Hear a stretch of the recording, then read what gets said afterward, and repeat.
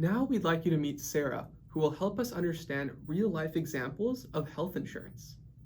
Sarah is 18 years old, in grade 12, and lives with juvenile idiopathic arthritis, also called JIA.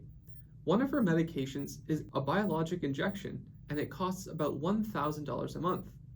Right now, Sarah's healthcare costs are mostly covered through MSP, Fair Pharmacare, and her parents' extended health insurance plan.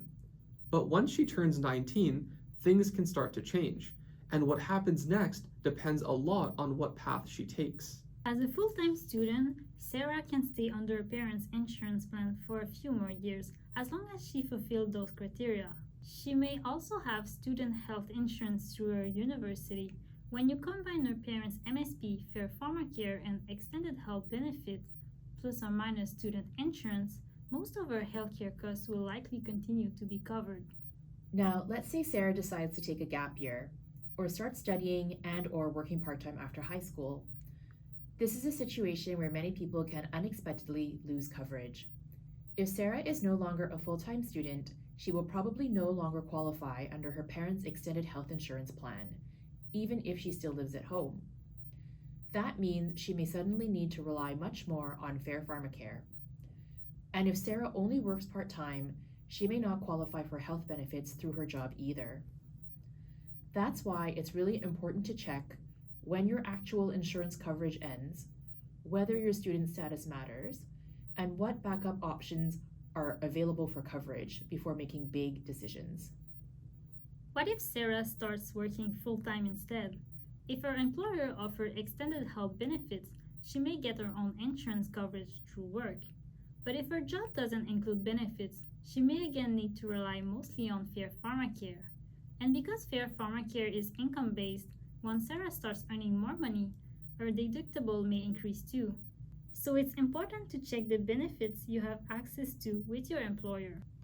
Now imagine Sarah moves outside of BC for university, work, or travel.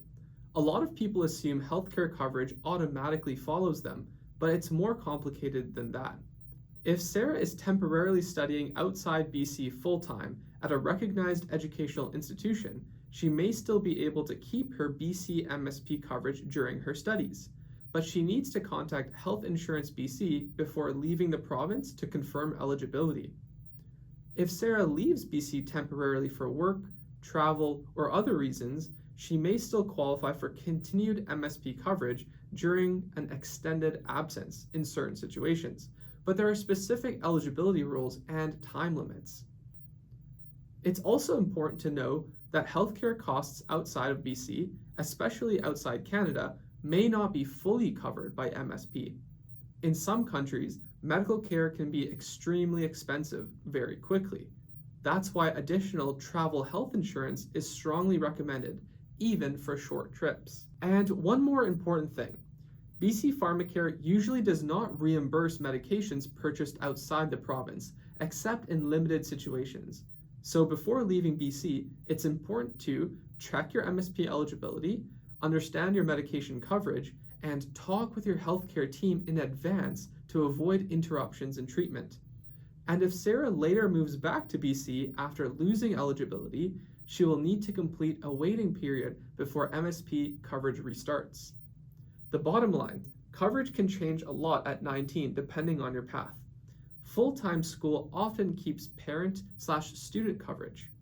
Gap year or part-time work can mean losing actual insurance unexpectedly, and work benefits can help but are not always available. And finally, if you are moving or have any changes in your living situation, plan ahead.